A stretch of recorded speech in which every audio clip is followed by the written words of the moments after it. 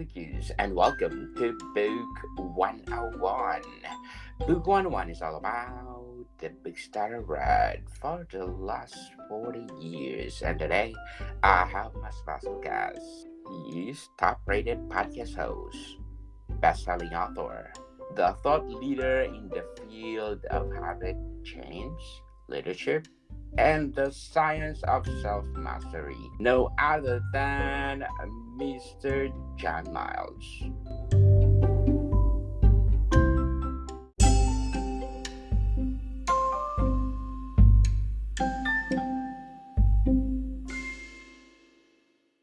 Hey, good morning, Daniel. It's so nice to be on your show. Thank you for inviting me.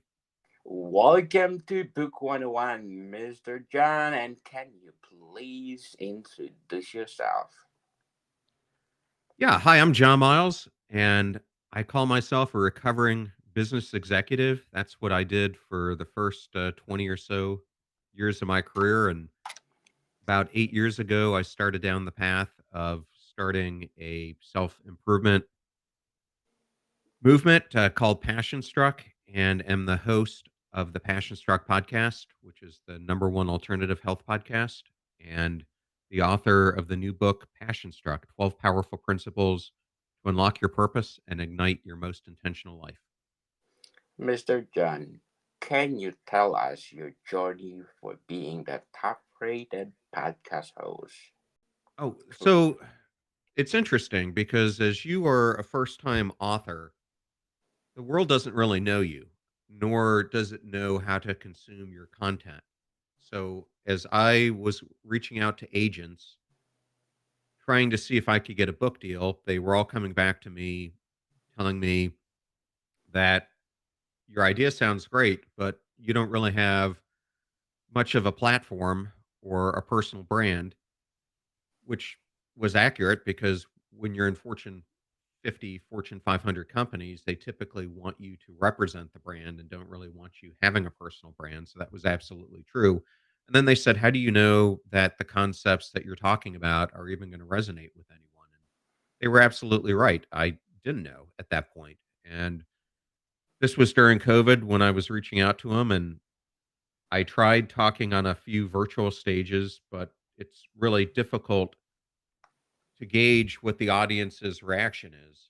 And I tried some blog post and some were taking off, some were not, but it was kind of a slow process. So I thought, why not attempt to do a podcast? And I'm the type, if I'm going to do something, I'm going to be committed to it. So I started studying podcast about 6 months before I launched mine. I actually hired a coach to help me kind of understand the industry and the steps I needed to do to launch this properly. And then I really went about probably listening to 200 different podcasts so I could get a feel for what I thought made a good show and a good host and a good cadence. And then I recorded about 10 episodes before I ever launched the podcast and then launched it about 3 years ago this week. Congratulations, Mr. John, for being the number one best alternative health podcast. So, what are your short term and long term goals in podcasting? So my short and long term goal, I think, were always similar in that I wanted to impact people positively. Now, the shorter term goal might have been to test out some of the concepts that I had in the book to see if they would resonate with an audience, which they did in some cases, and in some they didn't, which was great feedback because I used that to either eliminate chapters from the book or to tweak them so that they would be better. So it was invaluable. But I think the long term goal that I'm trying to achieve with the show is I think we're facing a global crisis where people don't feel as if they are adding significance to the world, that they matter. And so, what I'm trying to really showcase with the podcast is a movement to help people understand that they matter, that their lives hold deep significance in the world, and that each of us holds a unique gift that was born inside of us that we have the destiny to fulfill if we align our actions with our ambitions and our long term ambitions and aspirations. So that's what I hope to accomplish in the long term. Very well said, Mr. John. And how about being a writer? So I look back upon my time and I feel like I've always been a writer, but I don't think I ever thought of myself as a book author when I look back at my career. I was doing a lot of technical writing or a lot of business writing, and I was very good at it. I had some great mentors along the way.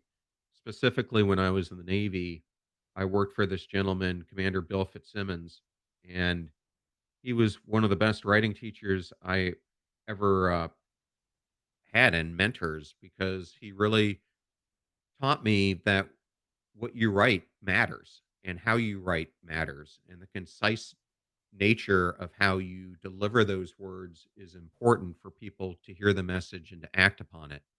So when I worked for him, I was on a admiral's staff at that time, and so we were putting out a lot of messages to many forces that were deployed throughout the world. And it really showed me that as I was writing these messages, it was extremely important to make it crystal clear what we wanted them to perform through these actions. And I think that was something that I took with me throughout my business career, whether it was writing a proposal for a project or a major initiative that I wanted to get done, whether it was writing briefings to the CEOs of the companies or the board, or creating manifestos or reflections that I wanted to share with the people who were working with me, or even PowerPoints that I was creating. I just realized that words are magical and that there's an art to how you deliver your message. And so this transition to being an author is something I wish I really would have done 20 years ago because I found during the process I really loved it and that it was really a fulfilling process. So I am very happy to have written this book and I hope that I get to produce many more along with it. Good luck for your goals, Mr. John. So, after what age did you realize that you're good in writing? I think that what I realized is the importance of storytelling. And if you want to convey your points, the way that they're going to resonate with people is by reiterating them through stories. It's almost like the hero's journey, where I kind of talk about the problem that a person faced, what the emotional reaction was from them from facing this problem, how they altered their life to overcome it, and then the steps that they took. And so that's a common formula that I use to write almost every one of my chapters. So it's a familiar approach that most people will recognize, whether it's from books, movies, or other things that they've consumed. Very well said, Mr. John. So, what inspired you to become an author? I think what inspired me to write this book is people often ask me, what would you tell your 20 to 25-year-old self? And my kids are now 20 and 24. They were younger than that when I wrote the book, but I wanted to leave a legacy of the lessons that I learned from building my life brick from brick, the mistakes that I made, so that it provided a canvas for others to perhaps lean in and to use the lessons that I outline in the book to craft the future self that they aspire to be, the ideal self that they could become. And that was really the inspiration behind writing it. Can you tell us about your writing process? Yeah, I think I'm one of those types that once I get into a state of flow, I like to just be in a continual state of writing until I get the idea out. But I am the type who is very self-critical about my writing, so I typically will write a version of it, and a lot of my inspiration comes from nature or through practices of mindfulness.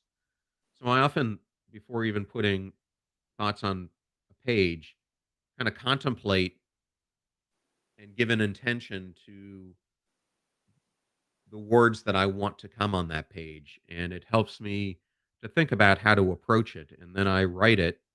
And sometimes the original draft might only be 500 words or 750 words, but it lays the basis for creating a chapter longer later on. And then what I do is once I write something, I'll typically then put it down and I come back to it a day or two later and then enhance it and keep working it until I get it to a state that I think is close to being done. And after that point, for anyone who's published a book before, it's going to go to an editor. So I think in the case of my book, I probably re-edited it at least 10 times after I reached a final state. What challenges have you faced in your writing career? Um, I think there are a lot of challenges when you're trying to publish a book. It's difficult to find a publisher. I don't think people realize how difficult the process is. And I didn't realize how many books there were out there. And one of the struggles I really had was, do I self publish or do I go through a traditional publisher? And the issue with the traditional publishers, if you're lucky enough to get selected by one, it's a long-term process before the book is going to come out into the world. And so you have to set your expectations for that it's going to be 12 to 18 months, even when you hand your book in, before they turn it around and release it. But I think becoming an author to me was as if I was learning a completely new skill and I had to navigate all the dimensions that come with the publishing world of understanding how do you write a book proposal? How do you approach agents? How do you find a publisher? How do you deal with rejections? Because I sure faced a number of them along the way. Do you think rejection make you perfect in the future? Well, I think rejection is something that I've faced a lot in my life. And I think it's something that is a trait that will only make us stronger. And for those who persevere, rejections are those things that I think keep you motivated to keep trying again and not giving up on yourself and reiterating and finding new approaches. And I remember after being rejected by tons of agents, I reworked my book proposal one last time. And when I did, I realized it could be better. And when I got it to a state that I thought was great, I sent it out to three agents, and all three came back almost immediately and said they were interested. And so I think sometimes the rejections are keys to you that you haven't perfected what you're working on enough and that you need to keep reworking it. So that's what I did. Well done, Mr. John. But before we go on, I want to shout out to the people listening according to my ranking tops in the last 30 days, according to Pat status. Because in Cameroon, I got number 5 on the Apple chart, Bhutan at number 6, Jamaica at number 17, Cambodia at 31, Taiwan at 34, Japan at 49, Malaysia at 66, Zambia at 83, Malawi at number 33, Kenya at 53, Uganda at 78, and many more. Thank you so much for supporting this podcast because this podcast is created to empower writers all over the world like Mr. John Miles. So, Mr. John, let's talk about your latest book, Passion Struck. How did you craft it? Yeah, it's interesting. So I found myself coming out of my career and I found myself in a state of complete and utter burnout. And as I look back upon my journey, one of my favorite quotes is by Henry David Thoreau that the mass of men lead lives of quiet desperation. And I think in today's fast paced, success driven society, The idea of leading a life of quiet desperation, as Thoreau put it, is more prevalent than ever. And that's certainly what I found in myself, that I had come into a place where I was in a job that lacked fulfillment, spending days in a monotonous loop of meetings, emails, and presentations that were draining my energy rather than inspiring me to a state of significance. And I think there's so many of us who fall into this trap. There's a sobering fact that only 5% of society will ever create the life that they truly want. And this simple fact is why I started Passion Struck, to help more and more people who are struggling to find joy and meaning in their lives. Because if we want to have a different life, we need to start making different choices starting now. So, this assertion that of quiet desperation perfectly encapsulates the subtle yet pervasive disconnect that permeates modern life. We're ensnared in a relentless cycle, chasing after promotions, ticking off tasks, and amassing material wealth.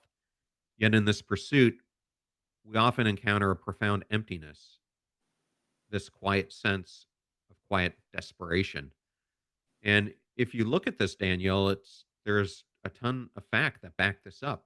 According to Gallup, 2021, 2022 polls, they show that there are over 900 million people in 142 countries who feel unfulfilled by what they're doing in life. And in addition to that, there are studies that have come out of Cornell University in the United States, led by Tom Gilovich, where he interviewed thousands of people about what their biggest regret in life was. And a staggering 76% of the participants cited that it was not fulfilling their ideal self.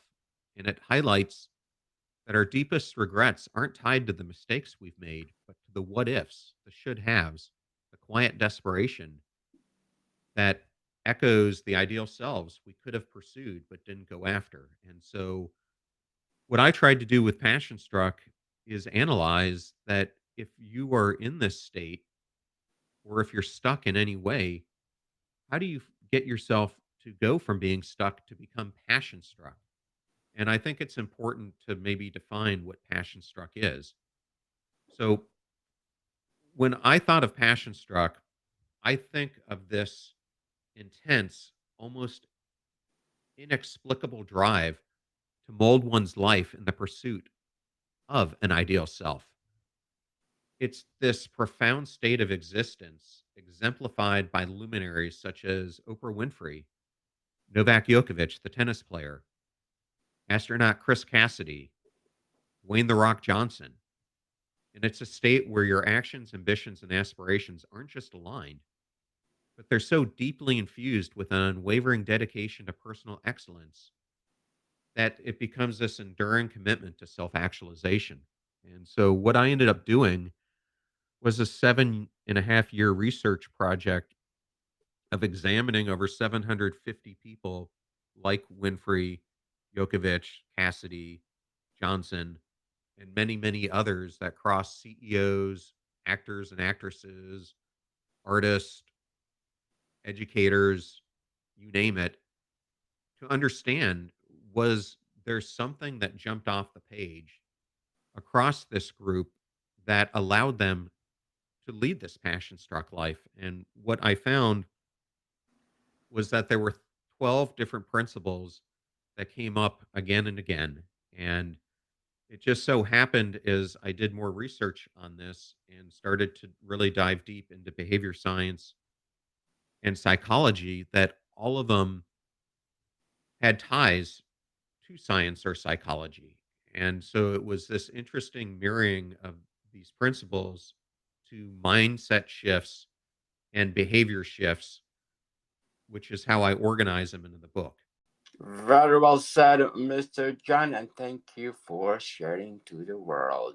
Can you share a memorable moment from your writing career? A remarkable moment. I think a remarkable moment for me was that you never know when you write something how others are going to accept it. And my book and has interviews with a lot of people on the podcast, plus it explores a ton of behavior science and psychology. And so I knew, given the people who would read this, that the bar was going to be set very high if I didn't properly articulate the words and the science that I was using. And so for me, the first person I sent the book to actually read it was marketing guru himself, Seth Godin, a repeat New York Times bestselling author. And I was so nervous when I sent it to him, and he came back and said not only did he love it, but would I want him to be my lead endorsement for the book. And so that was just a profound personal breakthrough for me, that someone who I hold in such high esteem would actually enjoy the book and have meaning in the words that I put to page. So that was really a profound moment for me. Congratulations, Mr. John. What advice do you have for aspiring writers out there? I think there's no time where it's too late in your life to become a writer. I didn't do it until I was in my late 40s. And as I said before, I wish I had recognized this talent in myself earlier, because it's something that I truly enjoy. I think there's an art to writing, and that writing, like anything else, is something that you have to study and perfect. And the only way that I think you do that is by doing it a lot. And I find myself probably on a daily basis writing in one way or another somewhere between 2,000 to 3,000 words, whether it's writing show notes for podcasts or articles I'm putting out or episodes that I'm working on or chapters of a book. I'm constantly writing, and the more I write, the better I get at it. And so I think it's that consistent practice and studying the art of how others write that helps you to become a better writer yourself. How do you balance writing with the other aspect of your life? Well, I'll tell you, being a podcaster is a full time gig, especially when you're putting out 3 episodes a week. So it's not a trivial thing to do both of them. But the way I balance it is, to me, especially if I'm working on a book, it's the most important thing that I'm working on. And so I am the most sharp during the early moments of the day. And so I organize my day so that I make writing the priority, and I do it first thing in the morning to make sure I'm sharp and can dedicate a couple hours to doing it. And I think that's something that's important, is to set aside time to the task if you want to make it your top priority. So that's how I approach it. What are some themes or topics that you are passionate about exploring in your writing? I am really passionate about what I call self determination, which is a theory that Edward Deci and Richard Ryan, two professors from the University of Rochester, came up with about 30 years ago. And they have outlined that all humans have three basic psychological needs: autonomy, competence, and relatedness. Autonomy refers to the feeling that one has a choice and a willingness to endorse one's behavior, meaning we have agency in the choices that we make. Competence refers to the experience of mastery in being effective in one's activity. So it would be having competence, since we're talking about writing, in being a writer, mastery over your profession. And then finally, relatedness refers to the need to feel connected and a sense of belongingness with others.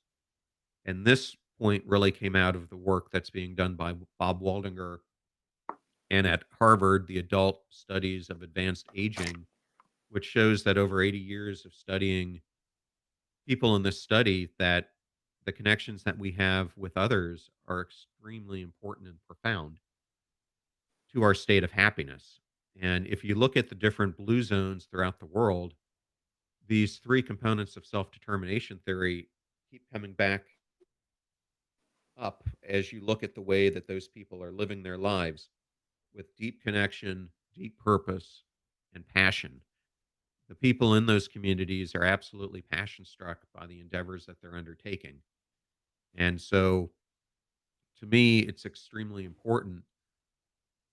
And I like the quote by Mark Twain where he says, 20 years from now, you'll be more disappointed by the things that you didn't do than by the ones that you did. And this really echoes that when we evaluate our lives, we need to think about whether we're heading towards our ideal selves, becoming the person that we'd like to be. Those are the regrets that are going to stick with us because that's what you look at through the windshield of life. And I think it's extremely important. And I often write that we should be driving through life's windshield, not the rearview mirror, because every day we encounter 60 to 90,000 thoughts.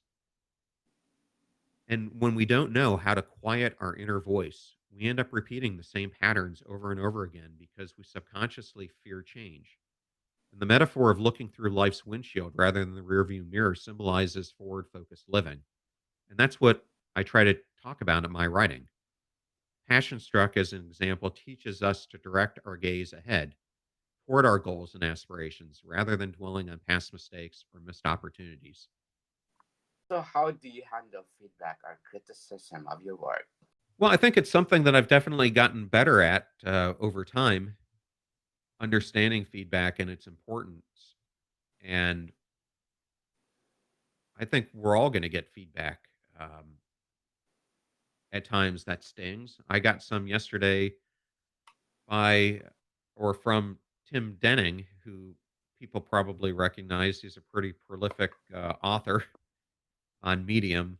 And I was talking to him about my LinkedIn page, and he sent me a video where he absolutely destroyed it. And after I got over the crushing blow of reading what he had, of listening and seeing what he had to say, I realized that he was absolutely right in his critique and I could do better. And I think we all go through this cycle when we get feedback of it hitting us probably going through a stage of becoming angered by it, then processing it, and then utilizing it to reshape, if we're smart, the way that we're approaching the task that we've been critiqued about. So that's what would say to others is use it as a fuel to fire you to improve, to be better, to become the best that you possibly can. Yes, indeed, people.